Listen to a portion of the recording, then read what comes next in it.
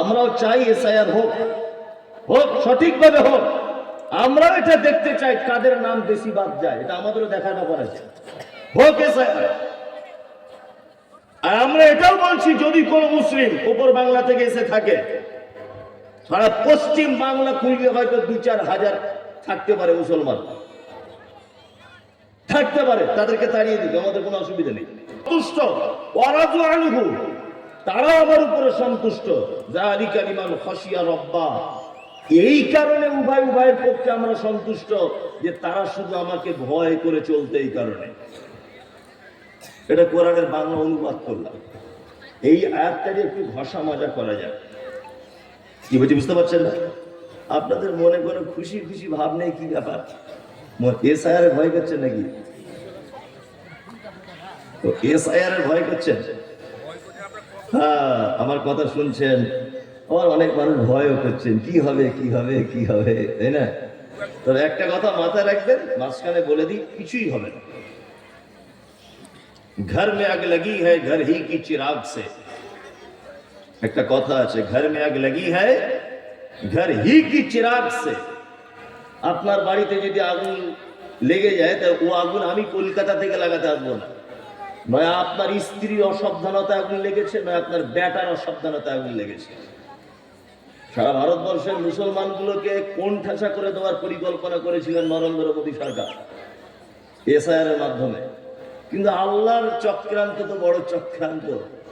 আল্লাহ, বিহারে 4 লক্ষ লোকের নাম বাদ গেছে, 4 লক্ষ বিহারে। তার ভিতরে 3 জন রোহিঙ্গা আর 78 জন মুসলিম, বাকি সব ওরা, সব। আপনারা জানেন তো, সারা বাংলাতে একটা লোকের মাথার ডিস্টার্ব হয়েছে, শুভেন্দু অধিকারী।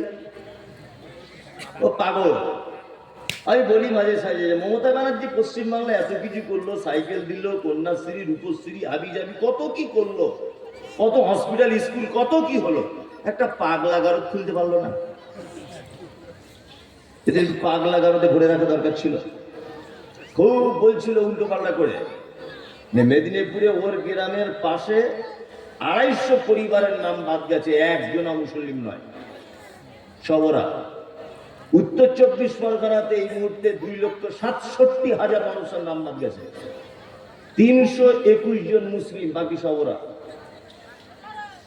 কি বলছি বুঝতে পারছেন না? এই অমিত শাহ আজকালের মধ্যেই বলবে যে এইসব বাদ দিয়ে দিয়ে সব আমাদের দলের লোকই বাদ পড়ে যাচ্ছে। ও কাল পরশু ঘোষণা করে দেবে, দেখে নেবে। এসব হবে না, এসব রাজনীতি। কি বললাম বুঝলেন না? নরেন্দ্র মোদী এমন এক সরকার, মানে এর থেকে চালাক লোক ভারত স্বাধীনতার পর থেকে আর ভারতবর্ষে আসেনি। যদি বলছেন যে আপনি বিষয়বস্তুটা বলবেন না, বলবো।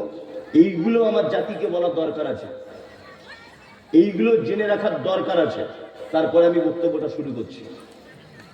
কারণ আপনারা জানেন যে নরেন্দ্র মোদী সরকারের থেকেও আমি মমতাজুল ইসলাম, আমি আশরাফুল, আমি ফখরুদ্দিন, আমি আহমদ হোসেন, আমাদের দেশ চালানোর অভিজ্ঞতা অনেক বেশি। কারণ উনি দেশের প্রধানমন্ত্রী হয়েছেন আজ 15 বছর হলো, 10-15 বছর, তাই না? আর আমরা এর আগে দেশ শাসন করেছি 1000 বছর। তার মানে ওদের থেকে আমাদের অভিজ্ঞতা অনেক বেশি। তারপরে মানে দেশ শাসন করেছে ব্রিটিশ, 180 থেকে 90 বছর পর্যন্ত শাসন করেছে ব্রিটিশরা। বললাম বুঝলেন? আর ব্রিটিশ বিরোধী আন্দোলন যখন সারা ভারতবর্ষে শুরু হয়েছিল, তখন কিন্তু রাম, শ্যাম, যদু, মধু এরা এককভাবে আন্দোলন করেনি। সে আন্দোলনে একদিকে যেমন ক্ষুদিরাম ছিল, আর একদিকে মাওলানা আশফাকুল্লাহ খানও ছিলেন। সে আন্দোলনে যেমন বিনয়, বাদল, প্রফুল্ল এনারাও যেমন ছিলেন, ঠিক ইসমাইল অমৃতসরী, মাওলানা আহমদুল্লাহ, মীর নিসার আলী, শরিয়াতুল্লাহ, এই সমস্ত আলেমরাও একদিকে ছিলেন। এক কথায় 180 বছরের ক্ষমতাকে ব্রিটিশদেরকে দেশ ছাড়তে বাধ্য করেছিলেন হিন্দু মুসলিম যৌথ ঐক্য গ্রহণ করার কারণে। এককভাবে আন্দোলন করেছিলেন বলে দেশ থেকে ব্রিটিশকে তাড়ানো গিয়েছিল। একেবারে উনি তো লেখাপড়া না জানতে পারেন, কিন্তু বুদ্ধি দেওয়ার তো লোক আছে। নরেন্দ্র মোদী সরকার এই ব্যাপারটা বুঝেছে যে আমি যা দেশের সর্বনাশ করেছি, হিন্দু মুসলমানকে যদি এক করা যায় বা এদের সম্পর্ক যদি ভালো করে রাখা যায়, তাহলে ব্রিটিশ 180 বছরের ক্ষমতা যদি হিন্দু মুসলমান উভয় মিলিয়ে তাড়িয়ে দিতে পারে, তা আমারও 10 বছরের গদি যখন তখন ফেলে দিতে পারে। ওই জন্য সব সময় দেখবেন হিন্দু আর মুসলিম, হিন্দু আর মুসলিম। ওই হিন্দু মুসলিমদেরকে দেখতে পারেন না, কিন্তু হাসিনার সাথে খুব প্রীতি, খুব প্রেম ভালোবাসা, অথচ মুসলমানকে দেখতে পারে না। কি বললাম বুঝলেন না? হ্যাঁ, ওই মুসলিমকে দেখতে পারেন না, হাসিনার সাথে খুব প্রীতি। আর একটা জিনিস আশ্চর্য লাগে, বলছে 2002 সালে ভোটার লিস্টে তোমার বাবার নাম থাকলে তুমি এদেশের নাগরিক, না থাকলে তুমি ভিন্ন দেশ থেকে এসেছো, অনুপ্রবেশকারী, তাই না? আরে আমরা মুসলমানরা তো আমরা আব্বা মারা গেলে তো জ্বালিয়ে দিই না, আমাদের মা মারা গেলে তো আগুনে জ্বালাই না, চিতার আগুনে জ্বালাই। কি করি? কবরে দিই। আল্লাহ নবীর একটা হাদিস শুনে রেখে দেন।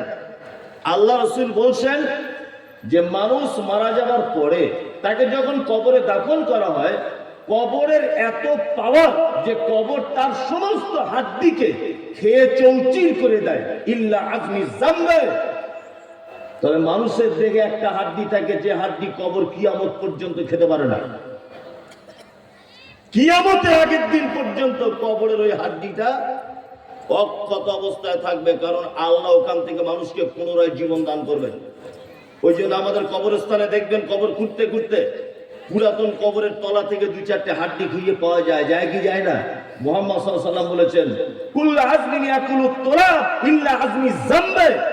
মাটির এত পাওয়ার যে সমস্ত হাড্ডিকে খেয়ে চৌচির করে দেয়, কিন্তু মানব দেহের একটা হাড্ডি আছে কবর খেতে পারে না। তার মানে মুহাম্মদ সাল্লাল্লাহু আলাইহি ওয়াসাল্লামের কথা সত্য না মিথ্যা? সত্য, 100% সত্য।